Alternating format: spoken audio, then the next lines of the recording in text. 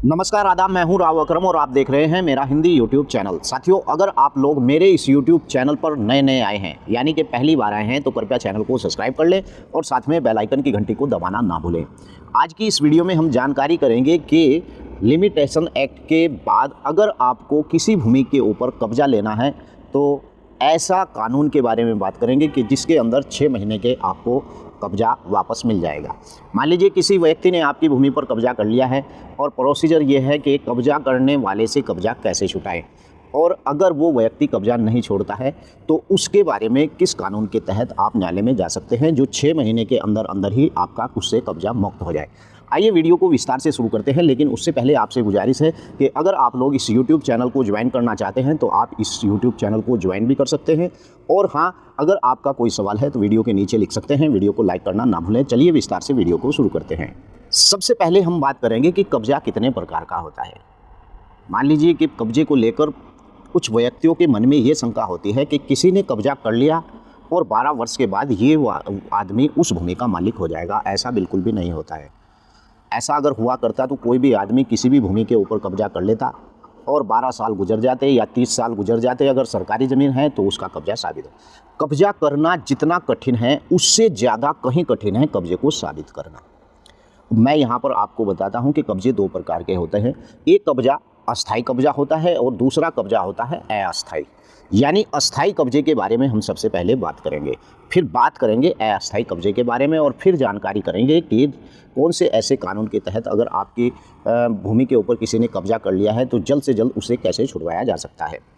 अस्थाई कब्जा वो होता है अगर आपकी कोई भूमि पड़ी हुई है, यानी कि आप उस भूमि के टाइटलधारी हैं, उस भूमि के असल मालिक हैं, और किसी पड़ोसी ने या किसी व्यक्ति ने आपकी भूमि पर कब्जा कर लिया है और आपको इस बात की जानकारी है कि मेरी भूमि के ऊपर फला व्यक्ति ने कब्जा कर लिया है या किसी दबंग आदमी ने कब्जा कर लिया है, और आपको इस बात की जानकारी है कि हाँ मेरी भूमि कब्जे में जा चुकी है, और आप 12 वर्ष तक उस व्यक्ति के खिलाफ न्यायालय में नहीं जाते हैं, तो समझ लीजिए कि 12 साल के बाद अगर जिसके कब्जे में वो भूमि है वही कब्जाधारी उस भूमि का मालिक बन जाएगा। मेन टाइटलधारी यानी कि जो ज़मीन का मालिक है उसे अपनी संपत्ति रखने का पूरा, रक्षा करने का पूरा अधिकार होता है।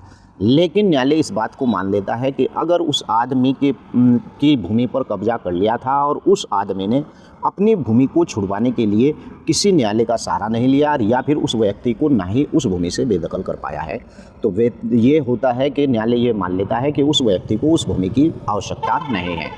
यानी कि जिस व्यक्ति ने उसकी भूमि पर कब्जा किया था और 12 वर्ष के बाद अगर वो व्यक्ति उस व्यक्ति को वहाँ से हटाने का प्रयास करता है तो इस कोर्ट इस बात को मान लेता है कि उस व्यक्ति का भी इतना ही अधिकार हो जाता है जिसके कब्जे में वो भूमि होती है।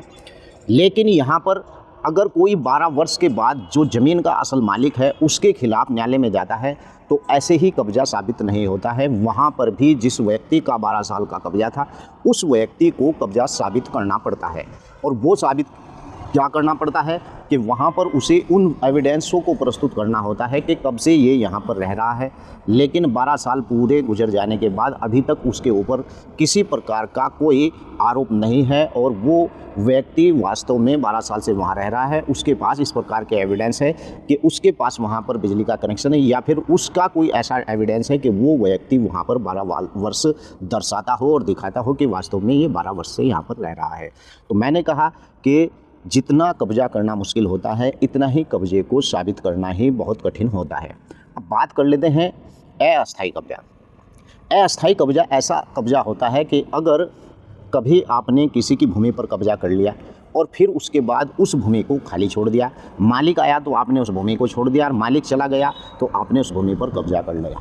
इस प्रकार का कब्जा अगर आप 50 साल भी कर रखेंगे तो भी आपको उस भूमि के कब्जे को छोड़ना पड़ेगा। इसे कहते हैं अस्थाई कब्जा।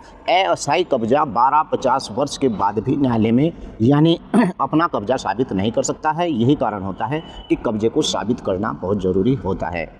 अब बात करते हैं, अगर कोई सरकारी ज़मीन है तो उस पर 30 साल की समय अवधि है। अगर किसी की निजी भूमि है तो उस भूमि पर उस व्यक्ति को 12 वर्ष तक कब्जा साबित करना होता है। 12 वर्ष के बाद, यानी कि 12 वर्ष अगर उसे उस भूमि पर रहते हो जाते हैं तो जिसके कब्जे में भूमि है वही उस भूमि का मालिक हो जाता है। तो आइए, अगर आपकी भी इसी प्रकार की कोई भूमि है और आपकी भूमि पर भी इस प्रकार का कोई कब्जा है तो उस कब्जे को तुरंत छुटवाने के लिए मैं आपसे बात कर रहा हूं। लेकिन आपको बता दूं कि इस प्रकार का कब्जा छुटवाने के लिए आपको क्या करना होगा। स्पेसिफिक रिलीफ एक्ट के माध्यम से आपको न्यायालय में एक वाद प्रस्तुत करना होगा और धारा 6 के अंतर्गत आपकी भूमि पर अगर कब्जा हुआ है तो कब्जे के 6 महीने के अंदर अंदर आपको उस व्यक्ति के खिलाफ न्यायालय में जाना होगा। और जैसे ही आप उस व्यक्ति के खिलाफ न्यायालय में जाएंगे तो ये मामला 6 महीने से या साल भर के अंदर ही अंदर तुरंत निपटारा हो जाएगा। यानी कि ऐसा नहीं कि ये मामला लंबा खींचेगा। इस कानून के आधार पर आपको 6 महीने के अंदर ही रिलीफ मिल जाएगा और कब्जाधारी जो कब्जा करता है उससे आपको निजात मिल जाएगी। वीडियो कैसी लगी है, वीडियो को लाइक करें, चैनल को सब्सक्राइब करें। अगर इसी प्रकार के टॉपिक पर आप वीडियो बनवाना चाहते हैं तो आप वीडियो के नीचे लिख सकते हैं और टॉपिक पर वीडियो बनवा सकते हैं। जय हिंद, जय भारत, खुदा हाफिज़।